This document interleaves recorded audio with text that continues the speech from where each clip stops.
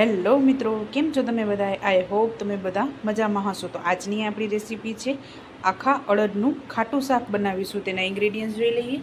તો અહીંયા મેં આખા અડદ લીધેલા છે 1 કપ. આને ગરમ પાણીમાં મેં 2 થી 3 કલાક પલળવા દીધા છે. ત્યારબાદ મેં મીઠું નાખી અને આની 4 વિસલ લઈ લીધી છે. આને તમે ઓવરનાઇટ પણ તમે નોર્મલ ગોરાના પાણીમાં પણ પલાળી શકો છો, પણ ગરમ પાણીમાં પલાળવાથી એકદમ સરસ બફાઈ જાય છે.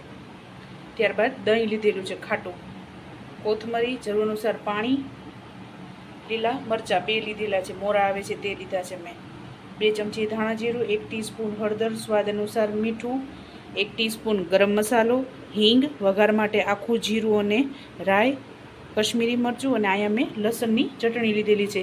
અહીંયા મેં લસણ, આદું અને કશ્મીરી મરચું નાખી આને મેં ખાંડી લીધી છે. આપણે આને પલાળી લઈશું. 3 ચમચા તેલ લીધેલું છે. ચાલો રેસીપી સ્ટાર્ટ કરીએ. તો આપણે અહીંયા તેલને ગરમ મૂકી દીધું છે અને અહીંયા આપણે આ લસણની ચટણીને આપણે પલાળી લેશું.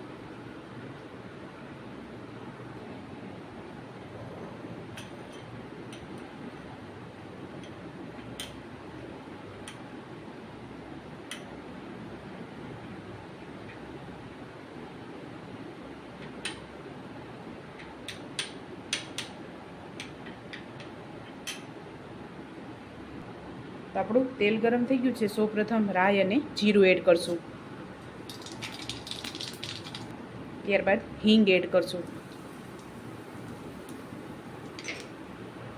અને લીલું મરચું એડ કરશું.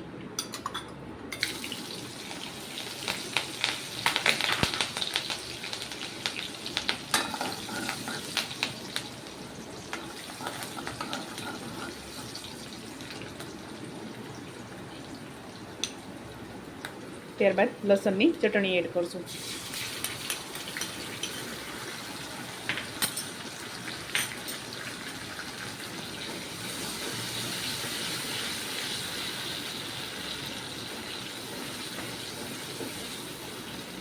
ત્યારબાદ આપણે થોડુંક પાણી એડ કરશું.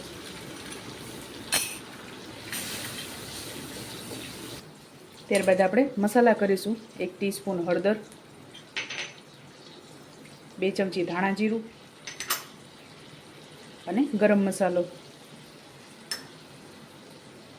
સ્વાદ અનુસાર મીઠું એડ કરશું.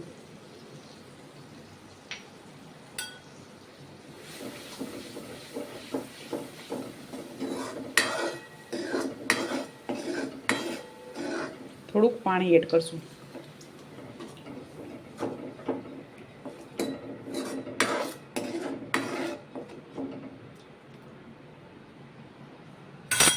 આપણે 2 મિનિટ ઉકળવા દઈશું. ત્યારબાદ આપણે તીખું મરચું એડ કરશું.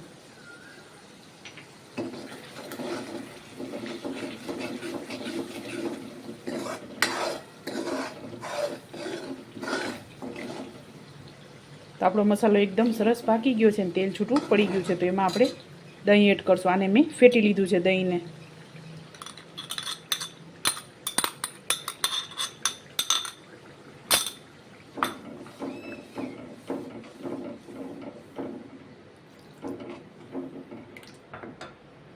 થોડુંક આપણે પાણી એડ કરશું.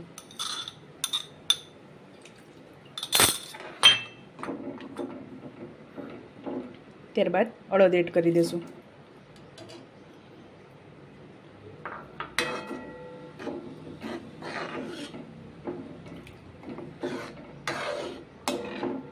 અડદનું શાક તમે બાજરાના રોટલા સાથે, ભાત સાથે, રોટલી સાથે પણ ખાવાની ખૂબ જ મજા આવે છે. તેના હિસાબે મેં આ રસાવાળું કરેલું છે. તો આપણે 2 મિનિટ આને ઉકળવા દઈશું. તો આપણું શાક ઉકળી ગયું છે. તો લાસ્ટમાં આપણે કોથમરી એડ કરશું. તો આપણે આને સર્વ કરી લેશું.